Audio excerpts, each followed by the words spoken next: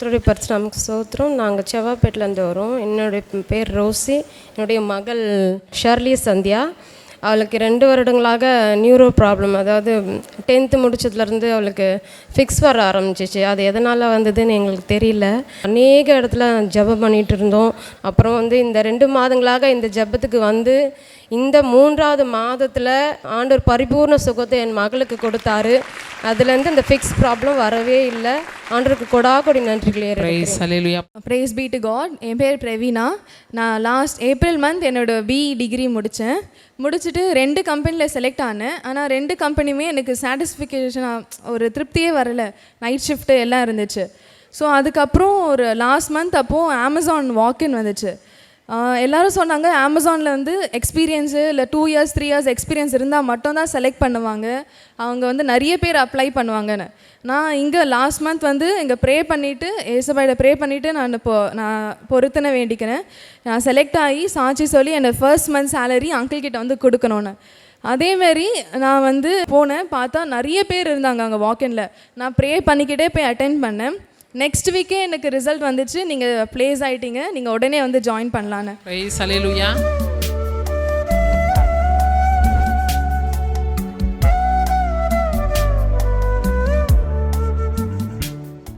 கிறிஸ்துவுக்குள் மிகவும் பிரியமான எனதர்மை சகோதர சகோதரிகளே, நம்மை சிருஷ்டித்தவரும் நம்மை உண்டாக்கினவரும் நம்மை ஒருபோதும் மறந்து போகாதவருமாகிய இயேசு கிறிஸ்துவின் இணையற்ற நாமத்தினாலே உங்கள் எல்லாரையும் வாழ்த்தி ஆசீர்வதிக்கிறேன். அல்லேலூயா. எல்லாரும் சந்தோஷமாக இருக்கீங்களா? இந்த நாளிலும் ஆண்டவருடைய பாதப்படியில் அமர்ந்து, ஆண்டவரே, என் பிள்ளைங்களுடைய குடும்பங்கள் கட்டப்பட வேண்டும், குடும்பத்தில் சமாதானம் வேண்டும், நிம்மதி வேண்டும். குடும்பம் குட்டி நரகமாக இருக்குது, அது ஒரு குட்டி பரலோகமாக மாறின ஆண்டவரே, எதையாவது செய்யுங்க ஆண்டவரே அப்படின்னு என் பிள்ளைங்க இன்னைக்கு வர்றாங்க. என்ன செய்ய போகிறீர்? தேவ சமூகத்தில் கண்ணீரோடு நான் ஜெபத்தில் தரித்திருந்தேன். கர்த்தர் நமக்காக நம்ம குடும்பத்தை கட்டுவதற்காக கொடுத்த மங்கள வார்த்தையை இப்பொழுது நாம் வாசிப்போம். ஏசாயா தீர்க்கதரிசியின் புஸ்தகம் 5ஆம் அதிகாரம் 1, 2 ஆகிய வசனங்கள். இப்பொழுது நான் என் நேசரிடத்தில் அவருடைய திராட்சை தோட்டத்தை குறித்து என் நேசருக்கேற்ற ஒரு பாட்டை பாடுவேன். என் நேசருக்கு மகா செழிப்பான மேட்டிலே ஒரு திராட்சை தோட்டம் உண்டு. என் நேசருக்கு மகா செழிப்பான மேட்டிலே ஒரு திராட்சை தோட்டம் உண்டு. அவர் அதை வேலி அடைத்து அதிலுள்ள கற்களை பொறுக்கி அதிலே நற்குல திராட்சை செடிகளை நட்டு அதன் நடுவில் ஒரு கோபுரத்தை கட்டி அதில் ஆலையையும் உண்டு பண்ணி அது நல்ல திராட்சை பழங்களை தரும் என்று காத்திருந்தார். அதுவோ கசப்பான பழங்களை தந்தது. என் அன்பு சகோதரனை சகோதரியை, இந்த இடத்துல ஆண்டவர் சொல்லுகிறார், என் நேசருக்கு மகா செழிப்பான மேட்டிலே ஒரு திராட்சை தோட்டம் உண்டு. அது என்ன தோட்டம் அப்படின்றது நீங்க தெரிஞ்சுக்கிறீங்களா? அதுதான் 7வது வசனத்தில் சொல்லப்பட்டிருக்கிறது. சேனைகளின் கர்த்தருடைய திராட்சை தோட்டம் இஸ்ரவேல் வம்சமே. அப்படின்னா மகா செழிப்பான மேட்டிலே ஆண்டவருக்குன்னு ஒரு தோட்டம் இருக்குதான். அது எந்த தோட்டம்னா உன்னுடைய தோட்டம் என்று சொல்லுவது ஒரு குடும்பத்தை குறிக்கிறது. ஆண்டவர் சொன்னார், என் பிள்ளைகளை மகா செழிப்பான மேட்டிலே நான் வைக்க விரும்புகிறேன். என் நேசருக்கு ஒரு திராட்சை தோட்டம் இருக்கிறது. அந்த திராட்சை தோட்டம் இஸ்ரவேல் வம்சம் என்று சொல்லப்பட்டிருக்கிறது. இஸ்ரவேல் வம்சத்திலே பிறந்து வளர்ந்து ஆண்டவருடைய காரியங்களை நடப்பித்துக் கொண்டிருக்கிற தேவனுடைய பிள்ளைகளே, இன்றைக்கு ஆண்டவர் உங்கள் குடும்பத்தை குறித்த ஒரு காரியத்தை சொல்றாரு. உன் குடும்பம் இனி மகா செழிப்பான மேட்டிலே என்று சொல்லப்பட்டிருக்க. மலைமேல் உள்ள பட்டணம் மறைந்திருக்க மாட்டாது. அப்படின்னா இனி உன்னுடைய குடும்பம் மலைமேல் உள்ள பட்டணத்தை மாதிரி அநேகளுக்கு வெளியரங்கமாக பெயரோடு புகழோடு வாழுகிற கிருபை பெற்ற குடும்பங்களாக உங்கள் குடும்பத்தை இன்றைக்கு ஆண்டவர் மாற்றி போடுகிறார்.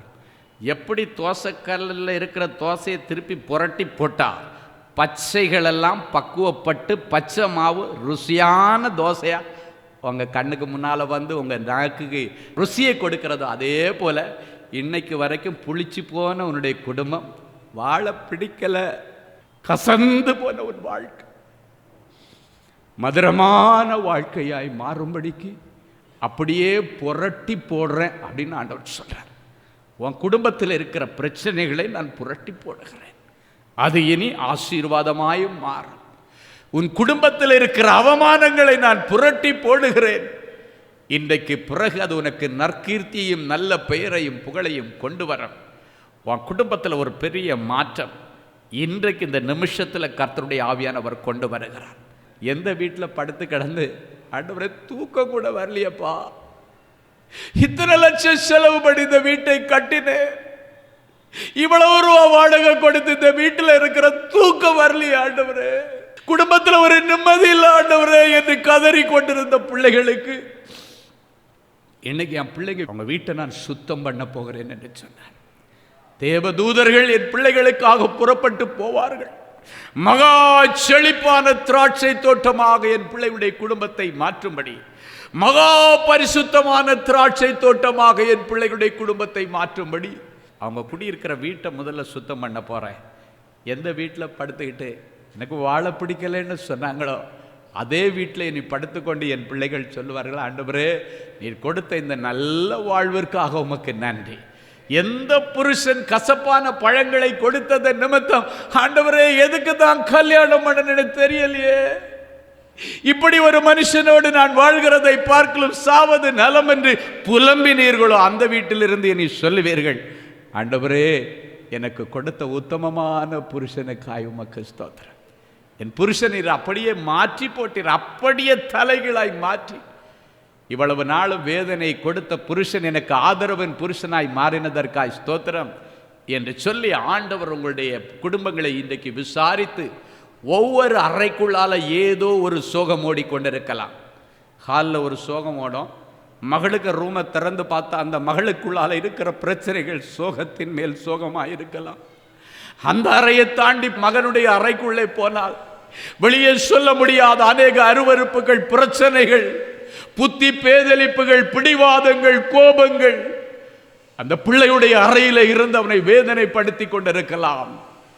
அடுத்த அம்மா அப்பா அறைக்குள்ளால் அந்த பெட்ரூமுக்குள்ள போயாச்சுன்னா ஒரே வாக்குவாதம். ராத்திரி நேரத்தில் தூங்க போகிற நேரத்தில் கணவன் மனைவிக்குள்ளால வாக்குவாதம். ஒவ்வொரு அறைகளும் அநேக வேதனைகளை சுமந்து கொண்டிருந்திருக்கலாம். இன்றைக்கு பிறகு உன்னுடைய தோட்டத்தை, உன்னுடைய குடும்பத்தை ஆண்டவர் விரும்புகிற மகா மேட்டில் உள்ள செழிப்பான ஆண்டவருடைய தோட்டமாக ஆண்டவர் மாற்றுகிறார். என் நேசருக்கு மகா செழிப்பான மேட்டிலே ஒரு திராட்சை தோட்டம் உண்டு. அங்கே இன்னைக்கு ஆண்டவர் என்ன செய்ய போறாராம்? முதல்ல அங்கே வேலி அடைக்க போறேன்னு சொல்றார். அந்த வசனத்தினுடைய தொடர்ச்சி சொல்லுகிறது, மகா செழிப்பான மேட்டில் இருக்கிற என் பிள்ளைகளுடைய திராட்சை தோட்டமாகிய குடும்பத்தை முதலாவது நான் வேலி போட போகிறேன். எதற்கு வேலி தெரியுமா? எதற்காக ஒரு வீட்டை சுற்றி காம்பவுண்ட் வால் போடுறாங்க சொல்லுங்க?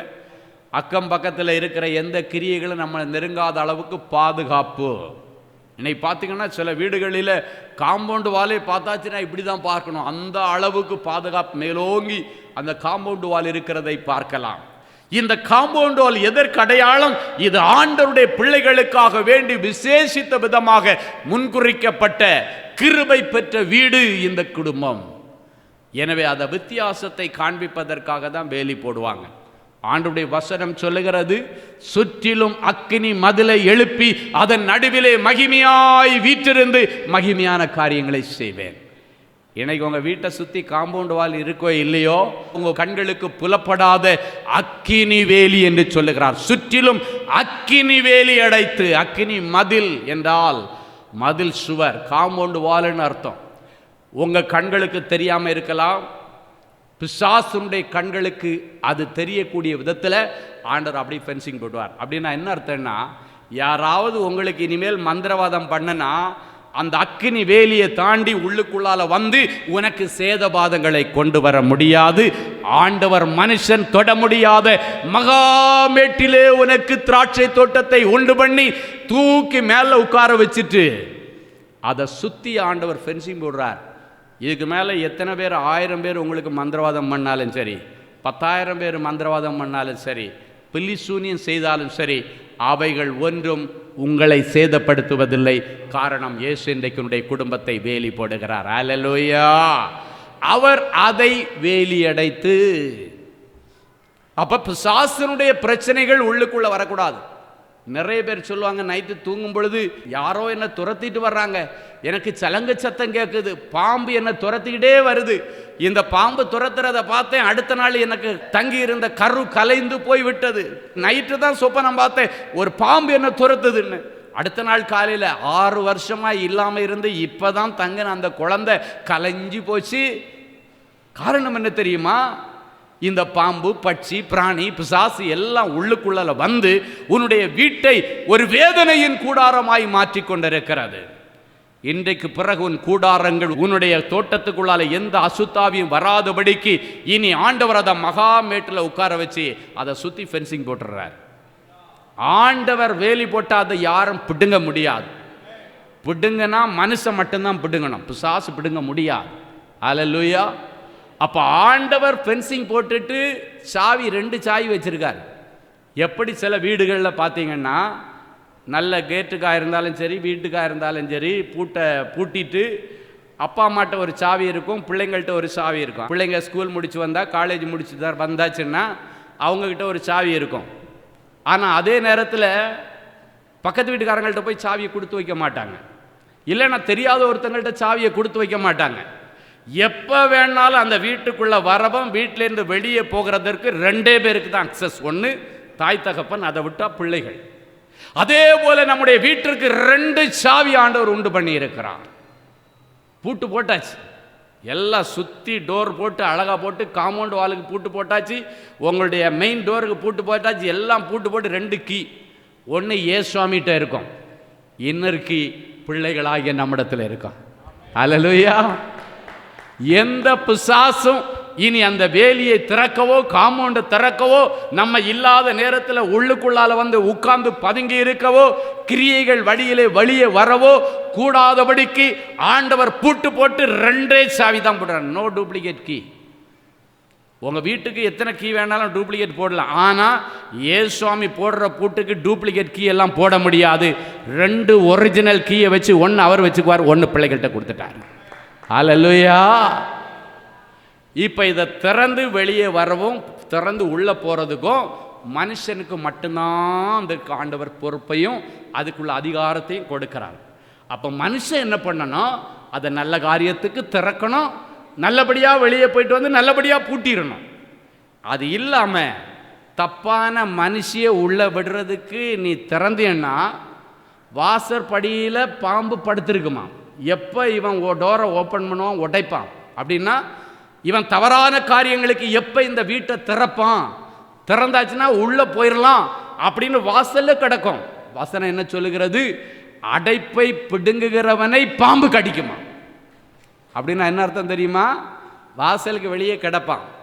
நம்மவா பாவத்துக்கும் சாபத்திற்கும் உங்களை விட்டு கொடுத்து ஆண்டவர் அருவருக்கிற காரியத்திற்கு உங்கள் வீட்டை திறந்து கொடுத்தீங்கன்னா, வெளியே இருக்கிற பாம்பை நீங்களே உள்ளே கொண்டு வர்ற மாதிரி அர்த்தம். அல்லேலூயா. அதுக்கப்புறம் அந்த பாம்பை உள்ளே கொண்டு வந்துட்டு குத்துது, குடையுது, தூக்கம் வரல, அது வருது, இது வருது, கெட்ட சொப்பனை வருது, பைத்தியம் பிடிச்ச மாதிரி இருக்கு, என்ன செய்கிறேன்னு எனக்கே தெரியலை, என்ன பேசுகிறேன்னு எனக்கு தெரியலை அப்படின்னு சொல்லி பிரயோஜனம் இல்லை.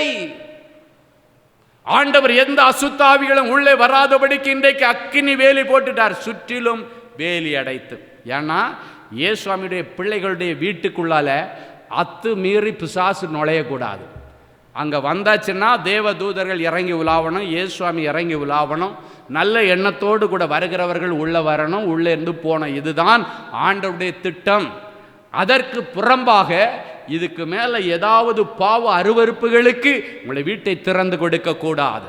அருவருப்பானது ஒன்றையும் நீ உன் வீட்டிற்குள்ளே கொண்டு போகாதே, அவை சீ என வெறுத்து என்று ஆண்டவர் சொல்லுகிறார்.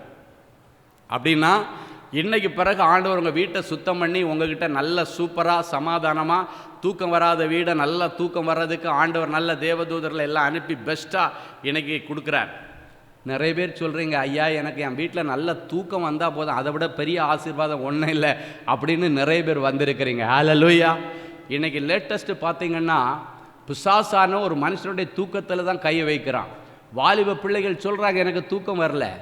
வாலிப பிள்ளைங்கள்லாம் கொரட்டை விட்டு அப்படி நச்சுன்னு படுக்கிறதுக்குள்ளார 5 நிமிஷத்துக்குள்ளால உருட்டினா கூட அது எழும்பக்கூடாது. அதுதான் வாலிப பிள்ளைகளுடைய வயது. ஆனால் அப்படிப்பட்ட பிள்ளைங்க சொல்கிறாங்க நைட்டெல்லாம் நான் பேதையை போற விழித்து கொண்டு இருக்கிறேன், நைட்டு தூங்கினா தூக்கம் வரவில்லை. ஏன் தெரியுமா? தூக்கத்தை கெடுக்கிற பிசாசானவன். ஆனால் வேதம் என்ன சொல்லுகிறது? கர்த்தர் தமக்கு பிரியமானவர்களுக்கு இன்பமான நித்திரை கொடுக்கிறாராம். அப்படின்னா ஆண்டவர் உனக்கு கொடுத்திருக்கிற திராட்சை தோட்டம் ஆண்டவருக்கு பிரியமானதாக இருக்க வேண்டும். அப்படின்னா அங்கே சாதாரண நித்திரை இல்லை, இன்பமான நித்திரை என்று வேதம் சொல்லுகிறார். அப்போ நீங்கள் நினைக்கலாம் இன்பமான நித்திரைன்னா வேதனை நித்திரைன்னு ஒன்று இருக்கா அப்படின்னு கேட்டால் இருக்கிறது.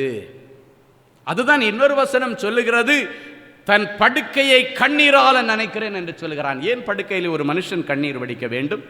படுக்க போனால் நிம்மதியாக அந்த நேரமாவது தூங்க விடுறான்னு சொல்லுவாங்க. சில புருஷமார் மனைவிட்ட சொல்லுவாங்க, தூங்குற நேரமாவது கொஞ்சம் மனுஷனை சும்மா விடுறியா, தூங்குற நேரமாக உன் பிரச்சனையை சொல்லுவேன், ஏன்னா அந்த நேரமாவது எனக்கு கொஞ்சம் நிம்மதியை கொடுன்னு கேட்குறேன். நிம்மதியை கொடுக்கக்கூடிய நேரம் அந்த தூக்கத்தின் நேரம். ஆனால் வேதத்தில் சங்கீதக்காரன் சொல்லுகிறான், என் படுக்கையை கண்ணீராலே நினைக்கிறேன். ஏன் கண்ணீராலே நினைக்கிறான்? வேதனை.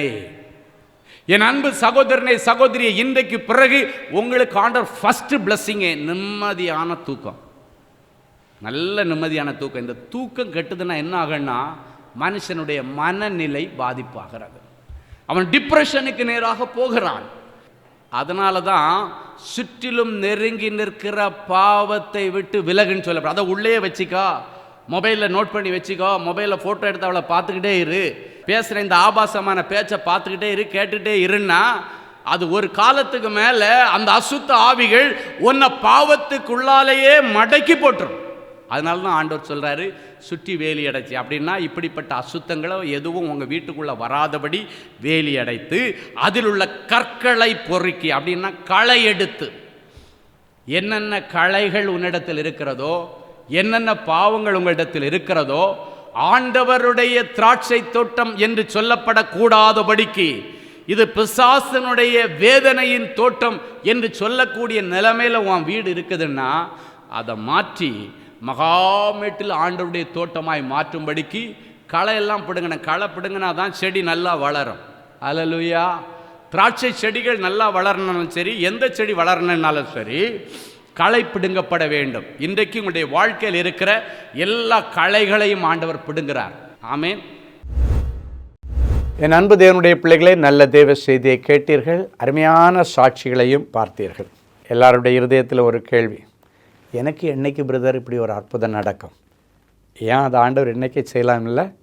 விசுவாசத்தோடு அப்படியே முழங்கால்களை தாழ்த்துங்கள், கண்களை மூடி நாம் தேவ சமூகத்தை நோக்கி பார்ப்போம். அன்பான ஆண்டவரே, உமக்கு நன்றி. நீர் நல்லவர், பெரியவர், பெரிய காரியங்களை செய்கிறோம். ஒரு சின்ன காரியம் கூட என்னுடைய வாழ்க்கையில் நடக்கலேன்னு அழுது கொண்டிருக்கிற பிள்ளைகளுக்கு பெரிய காரியங்களை செய்ய ஆண்டவர் இன்றைக்கு இந்த நிமிஷத்தில் என் பிள்ளைகளுடைய இருதயமாகிய சிங்காசனத்தில் எழுந்தருள்வீராக. என் பிள்ளைகள் இன்றைக்கு உம்மை சுமந்து கொண்டு முழந்தாள் படியிட்டு ஜெபித்து எழும்பும் பொழுது பிள்ளைகளுக்கான நல்ல காரியங்களுக்கான தேவதூதர்கள் வருவார்களாக, பணிவிடை நாவிகள் வருவார்களாக, எலியேசர்கள் வருவார்களாக, கேப்ரியல் தூதியன் வருவானாக. நற்செய்திகள் வரட்டும். இன்றைக்கு இந்த ஜெபம் முடித்து அவர்கள் எழும்பி கண்களை ஏறெடுத்து பார்க்கும் பொழுது, அவங்க மெயிலை ஓப்பன் பண்ணி பார்க்கும் பொழுது, மொபைலை ஓப்பன் பண்ணி பார்க்கும் பொழுது, நீண்ட நாட்கள் இவர்கள் எதிர்பார்த்து கொண்டிருந்த நற்செய்திகளின் பிள்ளைகளுக்கு வரட்டும் சாமி. நீங்கள் எதிர்பார்த்து கொண்டிருக்கிற நல்ல காரியங்களை உங்களுக்கு கொடுக்க உங்கள் மேல் நினைவாய் வந்திருக்கிறேன். அவைகள் தீமைக்கு ஏதுவாய் அல்ல, நன்மைக்கு ஏதுவாகவே நடக்கும். நன்மைக்கு ஏதுவான நற்செய்திகளும் வரும் என்று கர்த்தர் சொல்லி பிள்ளைகளை ஆசீர்வதிக்கிறதற்கு ஆஸ்தோத்திரம். எனக்கு எப்பொழுது மாறுதல் உண்டாகும் என்று யோபு காத்து கொண்டிருந்தது போல உபத்திரவத்தின் முடிவு நாளுக்காக காத்து கொண்டிருக்கிற என் பிள்ளைகளுக்கு இனியும் கால தாமதம் இல்லாமல் என் பிள்ளைகளுடைய உபத்திரவங்களுக்கு முடிவை கொண்டு வாரும். உபத்திரவத்தின் முடிவு வரும் பொழுது யோபுவுக்கு இரட்டிப்பான நன்மையை கொடுத்த ஆண்டவர் என் பிள்ளைகளுக்கும் இரட்டிப்பான நன்மைகளை கொடுத்து இவர்களை கனம் பண்ணுவீராக. இவர்கள் தரித்திரம் மறைவதாக, கடன் பிரச்சனைகள் மறைவதாக, நிந்தைகள் மறைவதாக, அவமானங்கள் மறைவதாக, கோர்ட்டு கேஸுக்கு இன்றைக்கு ஒரு முடிவு வருவதாக. நீண்ட நாட்களாய் இருதயத்தில் ஏங்கி கொண்டிருக்கிற என் பிள்ளைகளுடைய உணர்வுகளையும் அவருடைய மன விருப்பங்களையும் நீர் அறிந்திருக்கிறீர். வேதம் சொல்கிற இந்த வார்த்தையின்படி பிள்ளைகளை ஆசீர்வதிக்கிறேன். கர்த்தருக்குள் மன மகிழ்ச்சி ஆயிரு, அவரின் இருதயத்தின் வேண்டுதல்களை எல்லாம் உனக்கு அருள் செய்வார் என்ற வார்த்தையின்படி இருதயத்தின் வேண்டுதல்களை எல்லாம் என் பிள்ளைகளுக்கு நிறைவேற்றித்தார். நிறைஞ்ச மனசில் பிள்ளைகளை ஆசீர்வதிக்கிறேன் இயேசுவின் மூலம் பிதாவே, ஆமேன், ஆமேன். அன்பு தேவனுடைய பிள்ளைகளே, இந்நிகழ்ச்சியின் மூலம் நீங்கள் பெற்றுக்கொண்ட ஆசீர்வாதங்களையும் உங்கள் ஜெப விண்ணப்பங்களையும் அனுப்ப வேண்டிய முகவரி தேவனின் அன்பு ஊழியங்கள், எண் 340B பார் 1A 3B1 Vinayak avenue, OMR road, Okkiyam, Thoraipakkam, Chennai 600097. இது இந்தியன் ஆயில் பெட்ரோல் பங்க் எதிரில் அமைந்துள்ளது மற்றும் காக்னிசன்ட் டெக்னாலஜி சொல்யூஷன்ஸ் அருகிலும் அமைந்துள்ளது. மின்னஞ்சல் prayer@godsloveministries.co.in. எங்களது இணையதளம் www.godsloveministries.co.in. மேலும் 24 மணி நேர ஜெப உதவிக்கு 04454547999 மற்றும் 9941950999 என்ற எண்களுக்கு தொடர்பு கொள்ளுங்கள். கர்த்தர் தாமே உங்களை ஆசீர்வதிப்பாராக.